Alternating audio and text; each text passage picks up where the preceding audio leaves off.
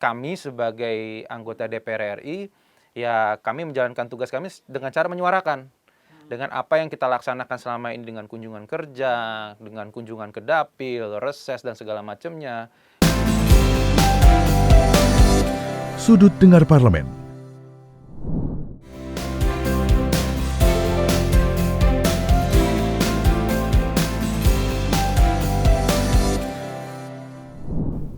Halo, apa kabar pendengar Radio Parlemen dan penonton TV Parlemen? Berjumpa lagi dalam program Sudut Dengar Parlemen, podcast yang selalu memotret persoalan dari sudut dengar yang sebenarnya.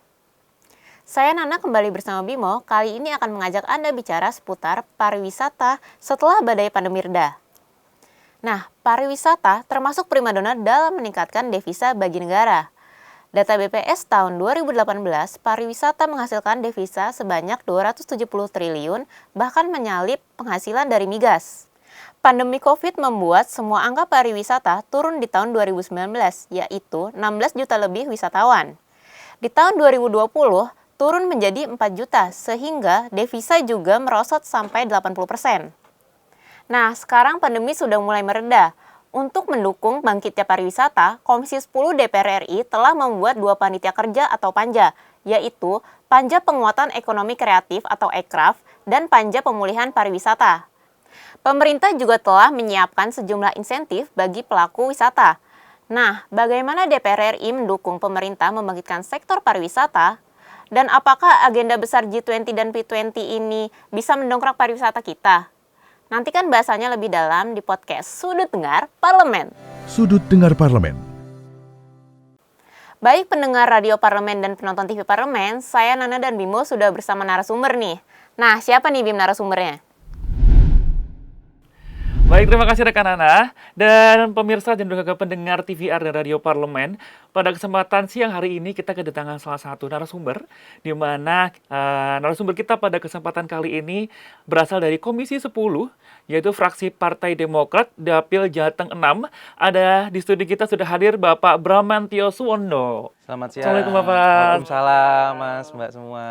Terima kasih nih Pak udah menyempatkan hadir di studio radio kita nih Pak. Sama-sama, terima kasih juga sudah diundang di sini. Gimana nih Pak, studio kita udah oke belum nih Pak? Oke, luar biasa, lighting bagus dan kayaknya professional setup. Udah mantap lah. Thank you Pak. Dan semoga nanti selama acara podcast kali ini kita seru-seruan aja nih Pak, santai banget sambil kita berbincang nggak jauh dari komisi Bapak di Komisi 10 ya Pak ya. Kita juga nantinya akan membahas seputar lebih ke pariwisata after pandemi Pak. Jadi melihat bahwasanya kan 2 tahun ke belakang nih Pak, kita melihat bahwa geliat pariwisata utamanya di Indonesia nih sangat menurun ya Pak ya. Gitu kan, data menyatakan bahwasanya hampir 80% nih turunnya Pak. Dari tahun 2019, 2020 ke 2021 sampai sekarang alhamdulillah sudah mulai membaik nih Pak. Nah, pertanyaan pertama nih Pak, Bimo pengen tahu nih, Pak Bramantyo sendiri sempat turun ke lapangan nggak sih Pak melihat dampak pariwisata tersebut? Oh tentu sekali Mas Bimo. Karena kebetulan dapil saya ini kan merupakan salah satu destinasi super prioritas ya. Yang dicanangkan oleh pemerintah, pembangunannya yang sangat masif secara infrastruktur dan juga secara bantuan-bantuan lainnya. Saya melihat sekali bahwa geliat yang seharusnya sudah meningkat mulai dari ditetapkan sebagai destinasi super prioritas harus terkendala yang namanya tertahan dengan kondisi pandemi. Jadi yang saya rasakan secara betul dan saya melihat secara detail di lapangan adalah yang pertama adalah tingkat okupansi Mas. Okupansi perhotelan itu sangat-sangat tiarap. Bisa dibilang mendapatkan 10% dari total okupansi saja udah sangat-sangat dibilang beruntung sebenarnya. Nah, kemarin itu di bawah 10%. Selanjutnya juga bicara soal UMKM, misalnya juga banyak sebenarnya di dapil saya, termasuk juga di Jogja bisa dikatakan, karena kan pengrajin-pengrajin itu juga selain mensuplai di daerah dapil saya juga mensuplai Jogja. Nah, itu bisa dikatakan hampir sama sekali tidak ada penjualan. Jadi saya pernah ada bicara dengan salah satu pengrajin silver, perak. Itu bisa dikatakan stok di tahun 2019-2020 aja susah untuk dijual. Sedangkan sebelumnya, kalau misal sebelum masa pandemi, yang namanya wisatawan mancanegara, dalam negeri, yang biasanya datang ke Jogja, mencari yang namanya souvenir silver itu. Jadi jangankan berproduksi Mas, menjual old stock aja, stok lama itu mereka nggak sama sekali nggak jalan. Jadi saya bisa melihat di situ secara pengrajin, UMKM, ekonomi kreatif, termasuk juga penunjang-penunjang pariwisata seperti perhotelan, Iya. apalagi Travel ya Pak? travel, bisnis airlines, pokoknya Betul. tiarap semua gitu loh. Jadi kalau tidak salah saya pernah lihat datanya sebelum masa pandemi itu sektor pariwisata itu mensuplai sekitar hampir 19 miliar Devisa, devisa US dollar kepada Negara, ke negara. Tapi setelah kemarin kondisi pandemi jatuh sampai di bawah 5 di bawah miliar. Makanya jadi biasanya kita support sekitar 5% atau 4% dari total keekonomian Indonesia itu kemarin benar-benar tiarap. belum ada, nggak nyampe 10% malah ya Pak ya? Nah, makanya jadi mereka itu terasa sekali lah ya Mas semuanya. Karena kan kalau kita bicara soal pariwisata kan kita nggak bicara soal destinasi aja, Iya, tapi bisnis secara turunannya di situ ada akomodasi, travel, kendaraan, turunannya semuanya. Jadi bener-bener getok tularnya tuh bener-bener berasa banget tiarapnya gitu. Dan juga Pak, melihat juga teman-teman saya juga banyak yang digulung tikar nih Pak, dirumahkan atau bahkan bisnisnya kayak travel mobilnya dijual gitu Pak ya, sangat miris sekali tentunya ya. Betul, dan salah satu yang menjadi problem untuk kita recover ataupun rebound kembali adalah banyak pengusaha-pengusaha yang pendukung pariwisata terlebih dahulu yang sebelum pandemi, sekarang mereka nggak punya modal lagi untuk kembali. Nah itu Karena modalnya itu sudah dipakai untuk bertahan selama masa pandemi. Bertahan untuk hidup. betul. Karena selama ini kan mereka nggak bisa berproduksi, mereka tidak bisa berdagang, mereka tidak bisa memprovide pekerjaannya seperti tour guide segala macam, mereka otomatis kan berhenti. Iya. Jadi otomatis modal yang seharusnya mereka bisa untuk kick off atau memulai bisnisnya kembali di saat kita sudah bisa mengontrol pandemi ini, itu yang akhirnya masih agak sulit, agak susah. Nah ini Pak Prameanto, berbincang seputar tadi modal yang dipakai tuh ya, sehingga mereka susah untuk memulai usaha. Kabarnya Komisi 10 juga memberikan insentif nih Pak untuk pemulihan utamanya di UMKM dan pariwisata tuh gimana nih Pak? Iya, memang itulah yang salah satu yang kita bahas di rapat-rapat bersama Mas Menteri Pariwisata. Bicara bahwa sekarang perkara soal pengontrolan pandemi COVID-19 alhamdulillah sudah bisa dikontrol gitu loh Mas. Iya, Tetapi permasalahannya sekarang adalah bagaimana kita bisa membuat para pelaku UMKM ataupun ekonomi kreatif kita ini bisa kembali lagi berbisnis dan Iya, berusaha benar. di situ. Makanya oleh karena itu dibutuhkan yang namanya insentif usaha dari kementerian ataupun nanti dari Kementerian Pariwisata bekerja sama dengan bank-bank yang khususnya adalah Himbara di sini. Iya, Karena himpunan bank negara itu. Nah, di situ bisa mungkin dipermudah dalam hal pengambilan modal, terusnya juga dipermudah untuk angsurannya dan segala macamnya gitu. Intinya adalah biarkanlah mereka untuk bisa mendapatkan modal kembali untuk bisa rebound dan recover seperti semula sebelum masa pandemi. Nah, itu yang kita harapkan, ada kerja kolektif di sini. Butuh kerja kolektif tidak hanya Kementerian Pariwisata tetapi juga dengan Kementerian Keuangan, dengan sektor-sektor keuangan lainnya, karena ini nggak bisa dipisahkan, harus satu bersama Terkaitan ya, Pak, ya? Terkaitan satu sama lain. Jadi itu yang perlu kita perkuat, dan kami sebagai anggota DPR RI ya kami menjalankan tugas kami dengan cara menyuarakan dengan apa yang kita laksanakan selama ini, dengan kunjungan kerja, dengan kunjungan ke dapil, reses dan segala macamnya, kita serap dan kita suarakan, kita perjuangkan di tingkatan pusat seperti yang kita lakukan di DPR RI. Oke Pak Prameanto, dan melihat bahwasanya kan kemarin itu nggak jauh-jauh ini Pak, beberapa bulan lalu itu ada namanya isu apabila tarif Candi Borobudur ini naik kan sesuai sama dapil Bapak ya Magelang ya Pak ya. Betul. Itu kita juga pemirsa juga pendengar TV dan Radio Parlemen pengen tahu nih gimana sih Pak kelanjutan terakhir. Iya, jadi permasalahan gini. Waktu kita bicara soal Candi Borobudur, memang benar kondisinya itu tanah semakin turun.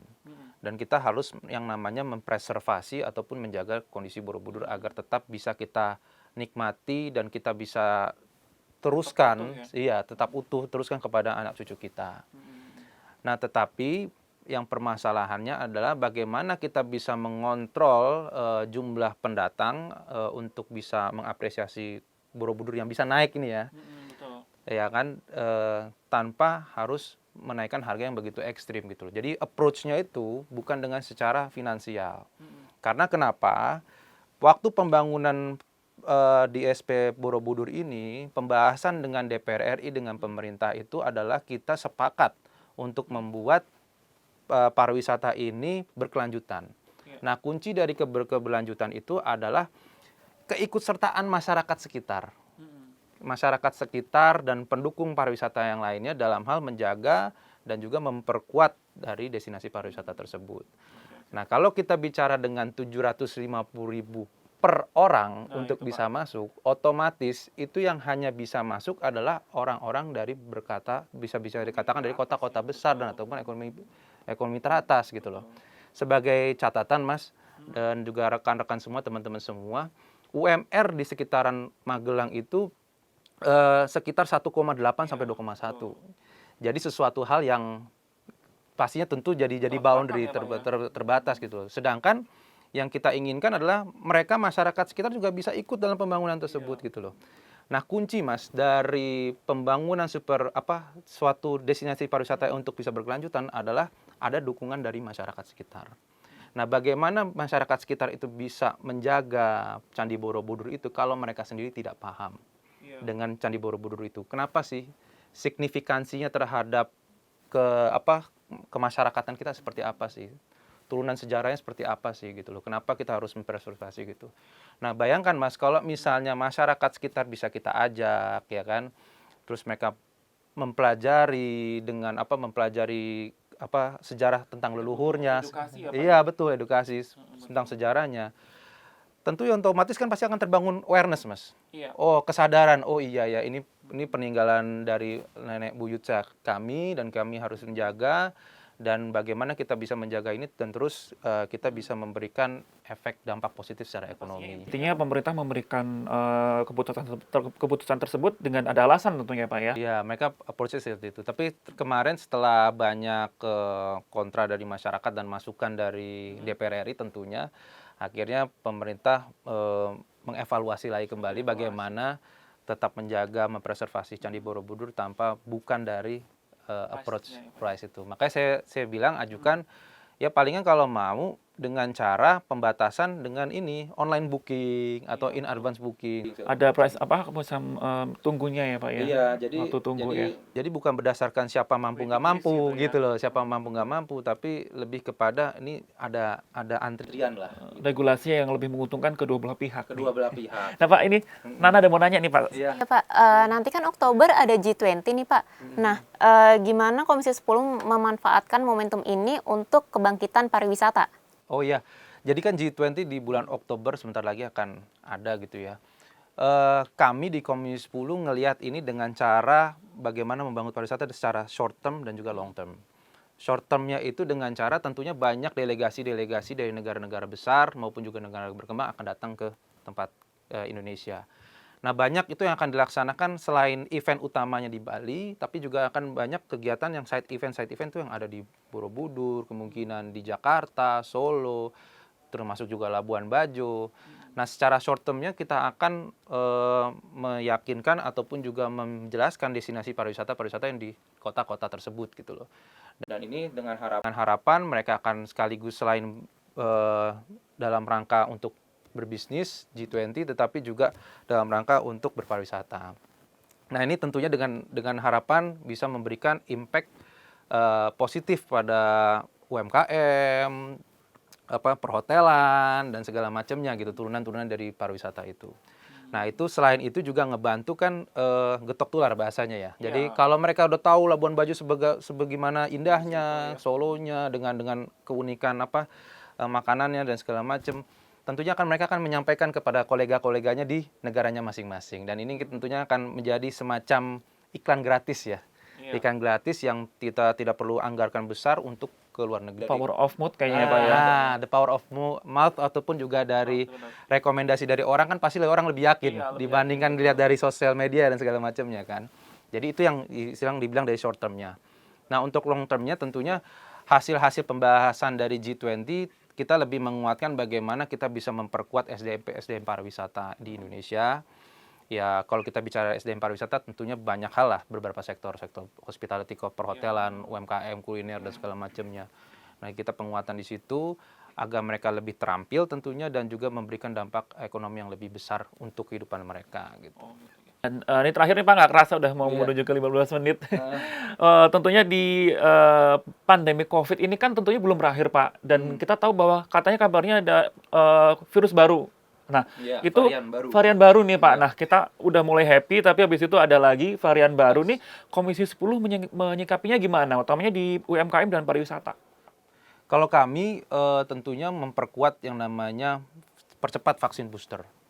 Karena saya melihat dari beberapa contoh-contoh negara lain, tentunya di negara Eropa Barat misalnya, banyak yang secara vaksin booster itu sudah menjalar kemana-mana, akhirnya terbentuk namanya herd immunity. Varian-varian baru itu tidak terlalu banyak berkembang, tetapi juga udah bisa masuk ke dalam fase endemi. Nah itulah yang palingan yang dari kami, Komisi 10 adalah memperkuat dan memperkencang, mempercepat dari vaksin booster dari segala macam pelaku di sektor UMKM maupun juga pariwisata, kita perkuat di situ. Yang kedua adalah tetap menjaga yang namanya protokol CHSE. Karena salah satu yang menjadi program pemerintah, termasuk juga masukan dari DPR RI tentang cleanliness, healthy, dan safety, dan protokol CHSE itu di berbagai tempat pariwisata. Agar apa? Agar kesehatan, tentunya juga pengontrolan dari COVID-19 ini tetap bisa kita tahan, dan kita bisa cepat masuk ke fase endemi, dan kita siap untuk mendapatkan para wisatawan mancanegara untuk hadir lagi ke negara yang kita cintai ini. Gitu. Betul. Terima kasih nih sebelumnya. Sama-sama, Mas Bimo. Pak Bramyanto, terima kasih atas waktunya dan juga pemaparan singkatnya tapi sangat berkualitas sekali tentunya. Pemirsa dan juga pendengar TV dan Radio Parlemen, berikutlah tadi pemaparan dari Bapak Bramyanto dari Komisi 10 DPR RI terkait tentang geliat pariwisata setelah pandemi COVID berlalu. Dan tentunya kesimpulan yang bisa dapat kita berikan adalah geliat pariwisata akan mendorong bangkitnya berbagai sektor seperti transportasi dan ekonomi, tentunya turunan dari sektor pariwisata itu sendiri. Dan pemerintah bersama DPR telah menyiapkan sejumlah strategi untuk membangkitkan kembali pariwisata di Indonesia.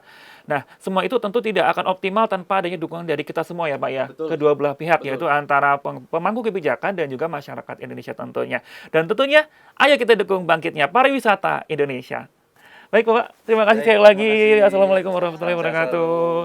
Dan pemirsa, kembali lagi bersama rekan Nana. Silakan rekan Nana.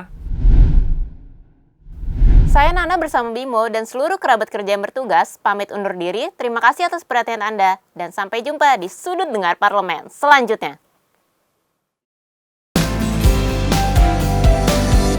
Sudut Dengar Parlemen